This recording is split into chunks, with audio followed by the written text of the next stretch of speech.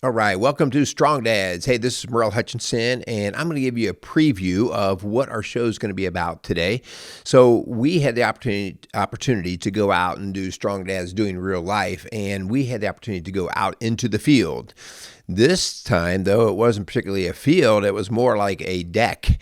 And so we had the opportunity to interview John Block. And John is a man that I had the opportunity to meet because he actually built my deck. And as networking would go, I came to find out that he was a very good Christian man who his calling to his trade was kind of unique and interesting, especially in a time where we're always trying to get our kids to figure out what they're going to do for a living. And John has a very interesting take on that. And so I think you're going to just be inspired by his message. Also, just the insight that he has on parenting, on faith in his life and in his marriage.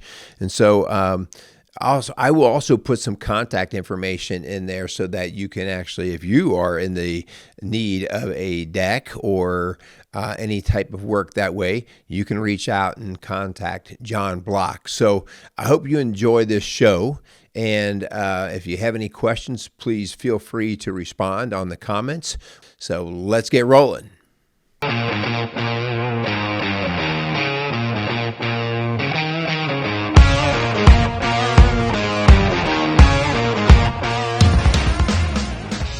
Strong Dads wants to thank Quality Auto Mart and Service for being a proud sponsor of the Strong Dads podcast. Started in 1985 and going strong for all these years. Recently, Quality Auto Mart has transitioned from owners of Mark and Nancy Repke to longtime employee Fred and Lorraine Venus. For all your automotive needs and golf cart needs, check out Quality Auto Mart, located across from Indian Lakes on Highway 46 outside of Batesville, Indiana.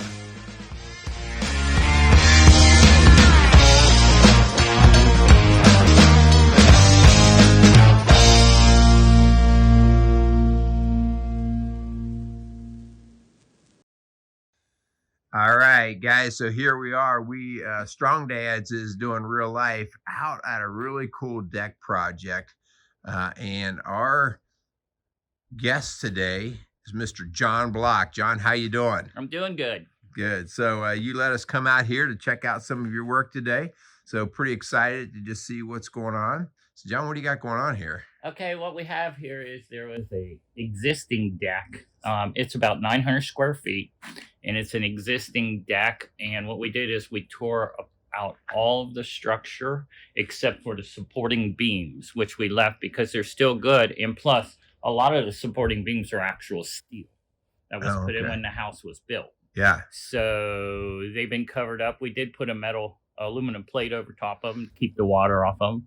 And then what we did is we put up all new 2x10s all the way across. I think there's probably 80 of them. And that's a stair platform structure. And then we added, if you come on around, you can see this deck goes all the way around.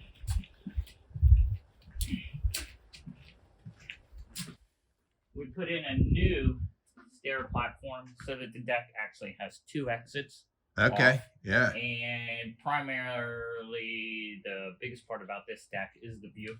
Yeah, let me check out this view. So wow. So this is a view over the Ohio River. Correct. So we're in the Cincinnati area, and man, that is just pretty awesome. Let me see if I can get a little bit of zoom on that.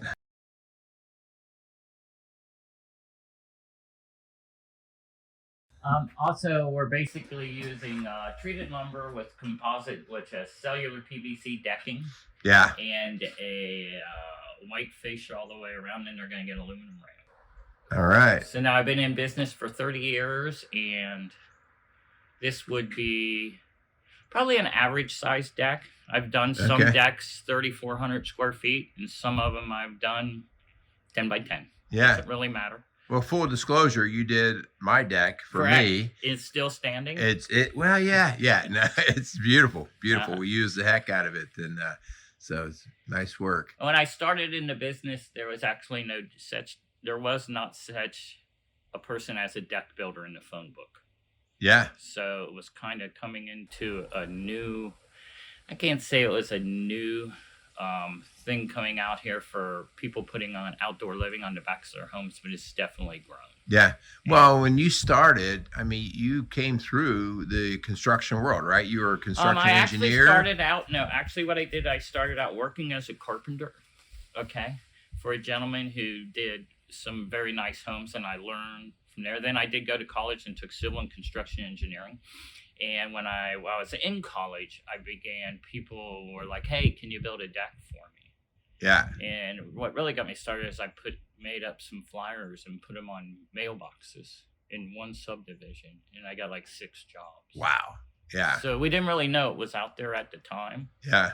But it was. Yeah. And then I never really looked back. It's not like something I chose.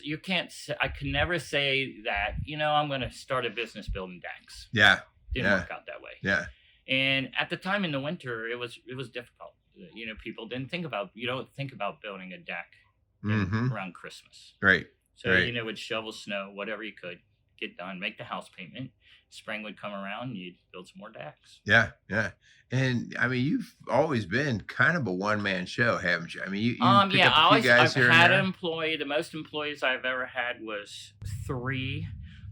With the nature of the job, you can't really, it goes in order. So you can't put the post in the ground until you dig the holes, and you can't do that if you would say bring 5 guys out here, there would be 3 of them with nothing to do. Yeah. Yeah. It'd be very difficult to come up with things for them to do. Yeah. Yeah. And that's part of the issue. Yeah. But on the other hand, how often do you need a second set of hands? Oh, it definitely comes in handy, not all the time. I'm kind of semi-retired now. Yeah. So I'm kind of just picking and choosing jobs, kind of hanging out. Yeah. But I do have somebody who works for me, except today he's not here. He hurt his knee playing tackle football with his friends. Oh. And you know what? This happens all the time with employees. Oh, yeah. You just got to find somebody that's willing to work hard. And that's a task, isn't it? Yes, it is. I've had a couple people work for me 4 or 5 years. Yeah. You have to understand, it's very physical work. Yeah. So like a 2x10, 14 foot, 75 pounds, 80 pounds, especially when they're wet. And digging holes by hand. We could use machines, but I found it tears up the phone lines. Yeah, you still dig them all by hand, don't you? Well, it's not that by choice. It's just worked out better. Yeah. If that makes sense. Right. It's more less efficient, headaches. actually. Less headaches, And we tear out a lot of old decks too. So it's very physical. So I found a lot of young people, and they do work for me. I had a guy work for me all summer who was in college and did real well. Once they get into about week 2, they realize how physical it is, and then they figure,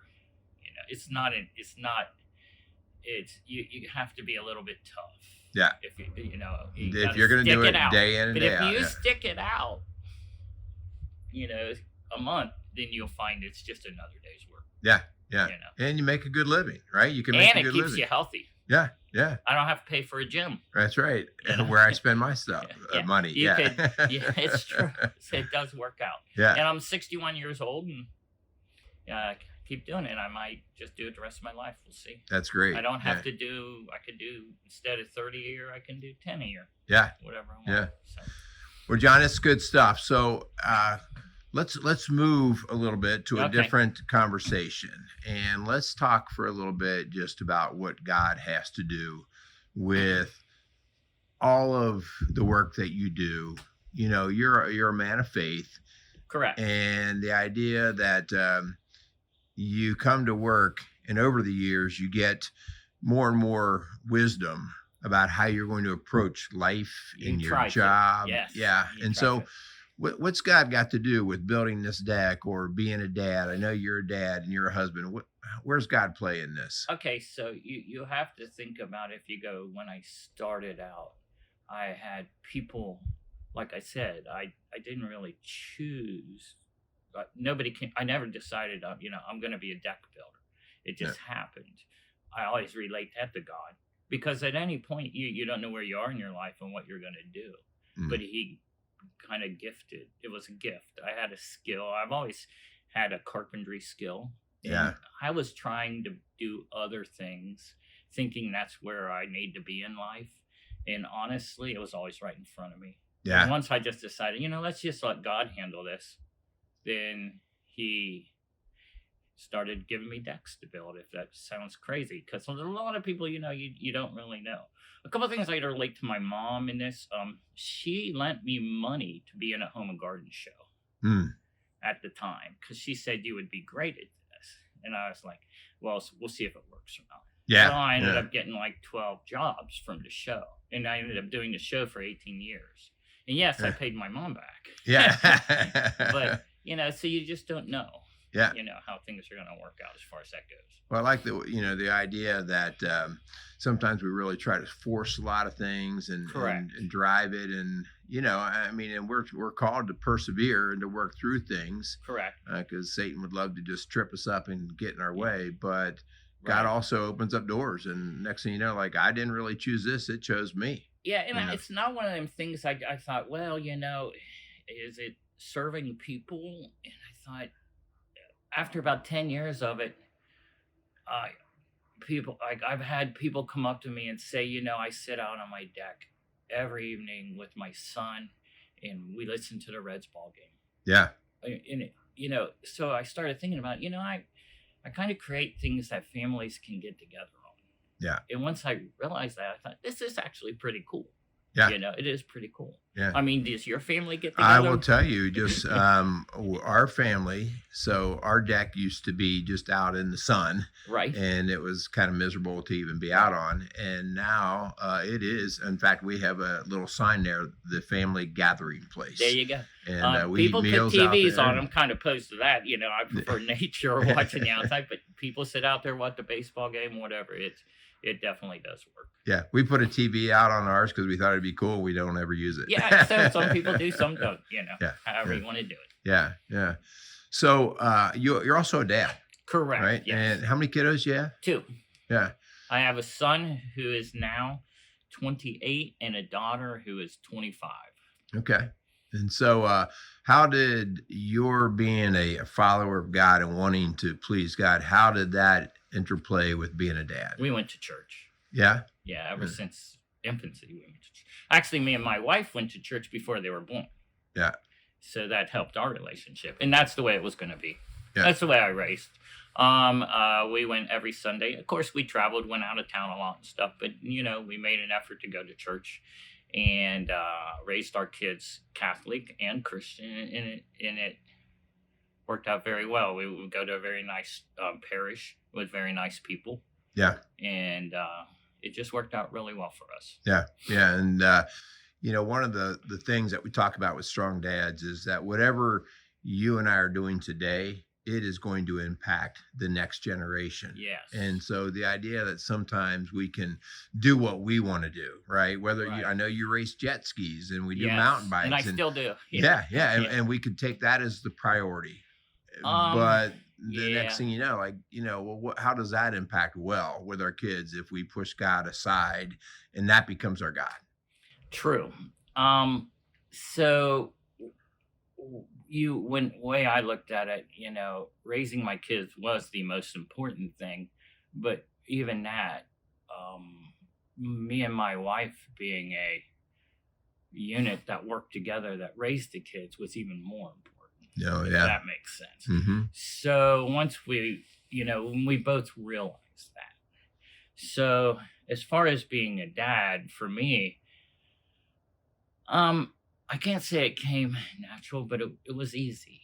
Mm-hmm. It's hard to explain. It was easy. I mean, I grew up, I'm the youngest of 11. Wow. I have 9 sisters. Okay. Oh. So people say I know women. I don't know about them. And they're all older. My brother is 10 years older than me. And I hung out with my dad because honestly, we kind of had a team because you got to think about it. There was 9 girls. It was like, what else were you going to do? So, and that's kind of how I raised, my kids. I did do something interesting with my daughter. Me and my daughter get along very well, very well. And ever since she was probably 4 or 5, on her birthday occasion, we would go out and buy her a dress. just me and her. Mm. Well, it started out as a dress. And I never really realized this was going to work out this way. I was like, okay, let's get you dressed. So I'd go and I'd sit down in the chair or whatever, and she'd try dress on, bring it out. How do you like it? And when she was 5, oh, that's cute. Get it. And you got to understand, there was no budget.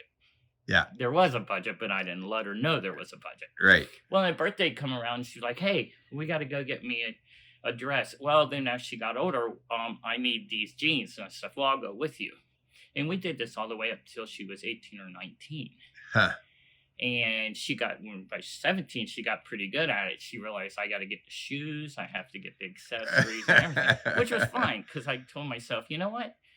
This is okay. Yeah. But it was just me and her, mom or girlfriend. Which is pretty unusual, right? Usually moms and I don't daughters. know if it's unusual or not. Yeah. But it worked out well. And what I realized then is she would bring an outfit on. I was just like, I don't like that. And then what I realized was she appreciated my opinion as being a man as to what looked nice and appropriate for her to wear. Wow. Yeah. Which we had no idea we were going down that road. Yeah. Yeah. But we did. Well, the fact that she would honor and respect if you said, my opinion, hey, that's a little too much or whatever. And I would go, why don't you go with this? And she was like, well, how about, and she was quite the bargainer. I mean, how about we throw in this? And she wore them. I mean, she liked it. So, yeah. That's pretty cool. They look nice. And that was one thing. And my son, I raced jet skis with him. That's what I did. That was a teamwork we did. And we worked hard on it. And actually, my daughter did that too. And she helped me with the mechanics on them. And that's kind of the way we came up. We were a team. We were a family. Nobody was more important than anybody else, but we were a family. Yeah. And it worked out good for us. Yeah. So kind of the last part of this, we talk about just the work that you do, and we talk about now your kids, but your kids are pretty much out of the nest, right? Yes. They're doing their thing. Yes. Thank so, goodness. Yeah. That's why we're dads. That's right. Don't forget that. Got to get them to fly. Yes. Yeah. Yes. And so now it's you and your wife. Right. Right. So how's that work now where you two find each other again, and what do you do? We've never strayed from not just enjoying ourselves. Yeah. I know it's hard to believe, but we still spend our days together. We just got mountain bikes. My wife, we snow ski, and we've been snow skiing for 30 years. And my wife's actually a ski instructor. So we kind of feed it off each other and spend the time together. Mm-hmm. I'm not one of them guys. I don't know if it's because I had 9 sisters or how it works. I'm not one of them guys that does the bowling league or the softball team with all the guys. I've never been that way. Mm-hmm. But when I go to a jet ski race, I'm with all my friends who are guys. Right. You see what I mean? Mm-hmm. But Anna goes to all the races. She's always been there at every one, and everybody knows her. So that's just probably my personality. Yeah. You know, it's hard to say. How do you support her? That's a good. I've always supported her. Yeah. So she has interest, and she has things that she likes. Yeah. You can everything she does. I mean, you want to snow ski? Let's go snow skiing. She was kind of depressed a little bit the other day about some things she had going on, and I said, "Look, let's just get her snow skis on and go snow skiing." And then at the end of the day, she goes, "Thanks for dragging me out there." Yeah. Yeah. You know, I feel really good about that. Good. I don't know. That's a good question. Yeah. You'll have to ask her. That's a different show. Yeah, some of them things, it's just, if you love somebody, you're going to always support them, I would think. Yeah. John, I appreciate your time, and I appreciate just you taking the dad part seriously, because it's in my line of work, I see what happens when men don't own this part, and it's a lot of cleanup after the storm versus we could have done a lot to prevent some of that, and you've done that. And so I just thank you for the example, and all right. Now it's probably time for you to get back to work. Yes, it is. All right, thanks, See Merle. you. Thank you. That was a lot easier than I. Casey's is a premier garden center and gift shop located in Lawrenceburg, Indiana. Casey's offers a wide selection of plants, landscaping materials, home and garden decor, and gifts for every occasion. Casey's is committed to providing exceptional service, a unique shopping experience, and value to every customer. Stop in and see what makes Casey's so unique. Located at 21481 State Line Road, Lawrenceburg, Indiana, or call 812-537-3800. Let Casey's help you add beauty to your home.